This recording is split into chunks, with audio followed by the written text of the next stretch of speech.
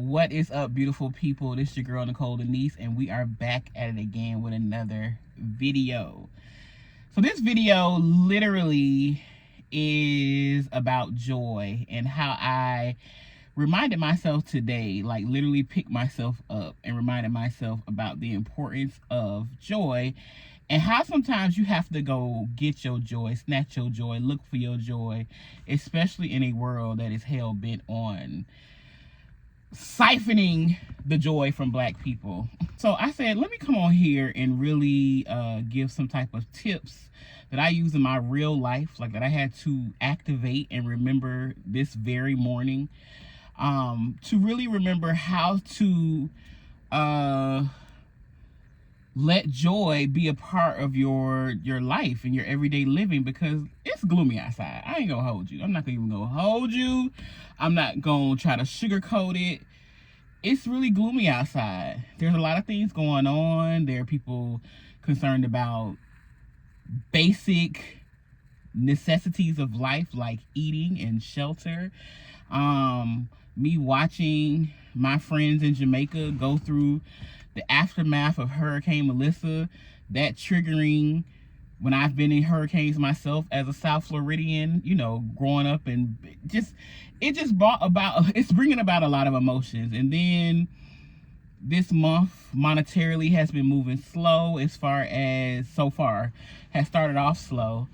As far as, you know, I'm an entrepreneur, been doing this for 11 years. So a lot of emotions have been kicked up, riled up inside of me.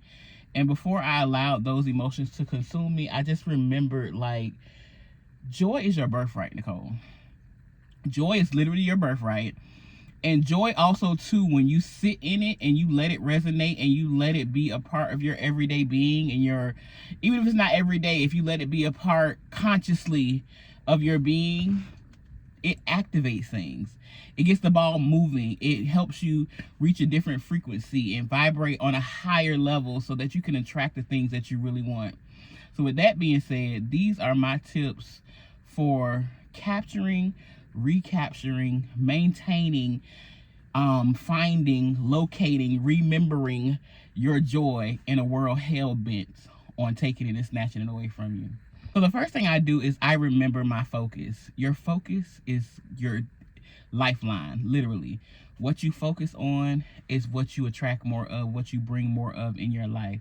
I was just talking to a friend yesterday, and she was giving me like a scenario in the past where she was dating this guy, and this guy was like, you know, don't change. And at that time in her life, she was just saying how she felt like less than in a lot of areas. And she was like, why is he telling me not to change when I feel like there's so many things I need to change? And I went on to give her the example of how most Christian institutions say, you know, they have you feel like you're a filthy rag, you're a wretch, you're born in sin, shaped in iniquity. They have you focus on all the things that you are not and the things that you are lacking and how you will never be like God, and that's why you need a savior. Instead of focusing on being created in the image of God, being powerful, being like Christ, being like Jesus, like I said, wherever your focus is what you get more of. So think of the people that focus on that version of Christianity and that version of salvation, and those who focus on always needing somebody to save them because they are a filthy rag, they are wretch, they need to be at the feet and at the cross. Like, just think about where your focus is, and then think about what those people's lives look like. So the ones that focus on being nothing and needing this salvation, this external salvation and validation, and those who focus on the indwelling of God and realizing they are created in the image of their creator, and that they are all powerful, all knowing, just like their creator, because me and my Father are one. Think about that. So to simplify even further, whatever you focus on, you're going to get more of. So if you're focusing on negative things, you're going to draw more negative things to you. You never notice that? You scrolling on the internet and people be like, oh, the struggle is real, and then you find all the people that the struggle is real, it's happening to them, or you find something that brings you laughter or humor or happiness or joy, or makes you cry happy tears, and you notice how the algorithm keeps serving you more and more in that. Yes, it's the law of attraction. Whatever you focus on is what you're going to draw more of. So with that being said, when it comes to your joy, make sure you're focusing on the things that bring you joy. Like, I stopped talking about, I got this lesson from my sister many years ago. She said, I don't talk about nothing that God ain't talking about.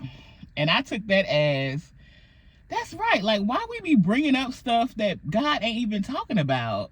Like, why you bringing up old news? Like, stop talking about stuff. And I took it as more on a practical level. I don't talk about nothing I don't want. Literally, I do not talk about anything I do not want. I only talk about the stuff that I do want. Everything else, zip it, because your words are powerful and they create.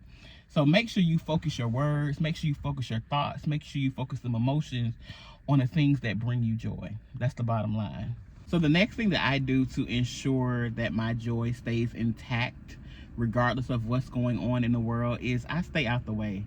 And what I mean by that is I literally curate my life, including like things like my social media timelines, like who has access to my phone to call me, the things that I watch, the things that I listen to, the things that I consume physically, like food. Like, I curate my life to a point where most of the horrible things don't ever cross my path. And that's something actually that I pray for, and that I am very grateful that God continues to honor.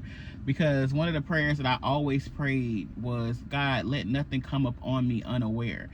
Like, I don't need no sneak attacks. I don't need none of that. And God has always honored that by, first of all, heightening my discernment, so I know what time it is.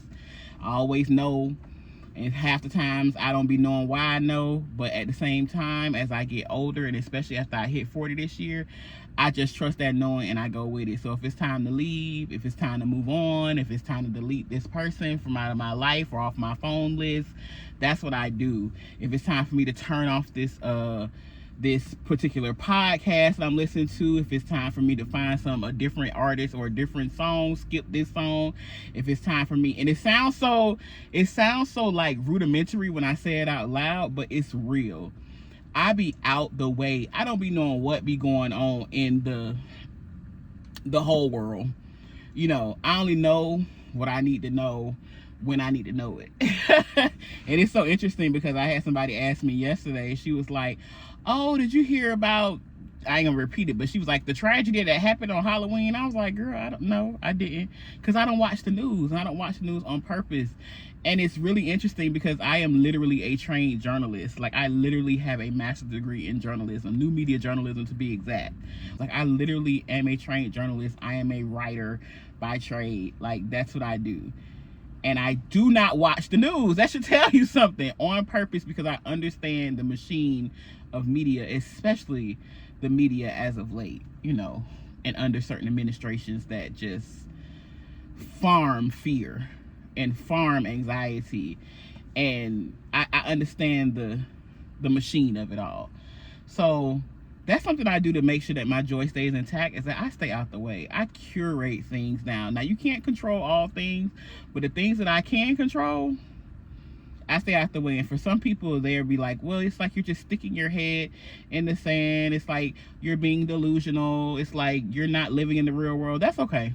I like my world better than the real world. I'm okay. It works for me. So the next thing I do that I find that really activates my joy and helps me remember and resettle in the joy that I have is that I get outside. Like, you know, people, that whole trend now, they like touch some grass. That's a real thing. Go outside, feel the sun. You see the sun glaring on my arm right here, burning up my arm? That's an important thing. Get outside, feel the sun, especially as Black people. We need to have the sun radiating on us. Go sit by some water. Go be in nature. Go hear some birds chirp. Go watch some plants growing, especially now before the winter comes. Like, go look at the green, is it greenage? Greenage foliage? We're gonna go with foliage. I feel like greenage. Is a greenage a word? I'm sorry, y'all. That's the word nerd in me, like going off on a tangent of side quest. Don't worry about it. Anyway, go look at the foliage. Like, go take your shoes off and put your feet in the grass. Like, reconnect with the earth. Like, ground yourself. Like, this is a real thing. You'll realize, I know it might feel woo-woo, especially the people that do not practice it and don't do it, but I promise you, you will feel better. And if your goal is to feel better and to find your joy and to reactivate your joy, especially when it's very gloomy and very ugly outside and the people are acting crazy and it's like the walking zombies are outside, like when it's all that, go out and just realize, like, oh, the sun rose today. Regardless of what's going on, the sun still rose. Oh, regardless of what's going on, these birds gonna be outside chirping at their regular time. Regardless of what's going on, I live in Florida. The iguanas are outside sunning and sunbathing. So they're everywhere. So it's something about the routine of nature that helps you remember, like, all is well. All is well. Literally. Selah. All is well. The next thing I want to say is, and I want to make sure that I preface this, that I understand that I am saying this from a very privileged place. Because again, like I said at the top of the video, I know that friends in Jamaica are going through trying times of literally rebuilding their lives, and they are looking for basic sustenance, things like water, things like shelter, things like electricity, things like clothing, things like toiletries, because some people have lost everything. As well as, I know here in the United States, a lot of people have lost SNAP benefits, so they're thinking about how are they going to feed their families. Literally, children are going hungry. Like, I haven't heard the updates yet, but I saw that some people were, celebrities and stuff, were donating to that, to, like, I don't know what's really going on, but all I can say is I understand that what I'm about to say is going to come from a place of privilege. And one of the things that helps me find and recenter my joy is staying full and hydrated. I remember I had a roommate, and when she would be going through it, like, emotionally and mentally, she'd be like, yeah, and this is like, she would just list all her problems out. Like, she would talk to me like as a sounding board. And I'm like, did you eat today? Did you drink some water? And she was like, no, I just, like, being hungry and being dehydrated will have you feeling like you strung out, will have you feeling like you going crazy, will have you feeling like the world is dark. And that's why it's unimaginable for me to think about people who are now basically fighting for their lives, for daily survival. But if you have it, if you have the means to eat on a regular basis, and you have the means to drink water on a regular basis, do that. Taking care of your physical body in that way specifically really helps you remember joy. And I know it doesn't feel like there's a correlation, but there are times where I am just like tormented mentally or emotionally, and I'm like, girl, get up, drink you some water, make you a meal, and sit down somewhere. And literally, after I eat and drink, I'm fine. You know, some people call it being hangry. Some people, it's a lot of different names for it, but I'm saying just a small task like that can really change the game for you and help you maintain your focus on optimism, as well as locating and maintaining your joy. And the last tip I want to give for snatching your joy back is to find the laughter.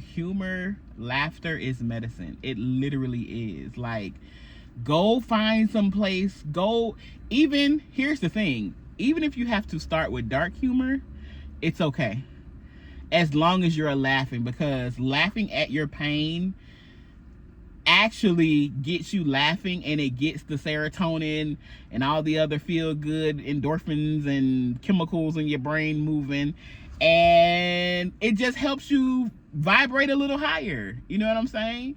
So I have this thing where I you know, y'all be saving all these reels on the different platforms, but I have folders specifically. Like, one is called funny, one is called I think it's called salvation, where it's like messages and affirmations and stuff like that. One is called dancing, one is called health or something like that, where I say, or recipes. So when in times where I feel a little down in my spirit, I go to that laughter folder and I go rewatch them reels that made me crack up the first time I saw them, and they were funny enough for me to save them, and I go rewatch them like I never seen them before, and I laugh all over again. And all I can say is that bringing that levity to my life, bringing that those couple minutes of humor to my life, it really helps me build perspective. Like, girl, I know the shit don't look like how you want it to look right now, but all is well, because you can still laugh. You can still laugh at what you're going through. You can still laugh at the struggle of it all. You can still laugh at where you are. You can laugh at where you're going. You can laugh at where you've been. All I know is that humor is medicine, and it really does work, and it really does reconnect me to my joy when I feel like I have lost it. So with that being said, I hope you guys got something from this video. Comment below. Tell me what you do to reconnect or maintain your joy, especially when it is so dark and ugly outside sometimes. When the people them be playing in your face, how do you find your joy and maintain it? Comment below. Let's keep this conversation going. And I hope y'all have a wonderful and joy-filled day. All right, peace.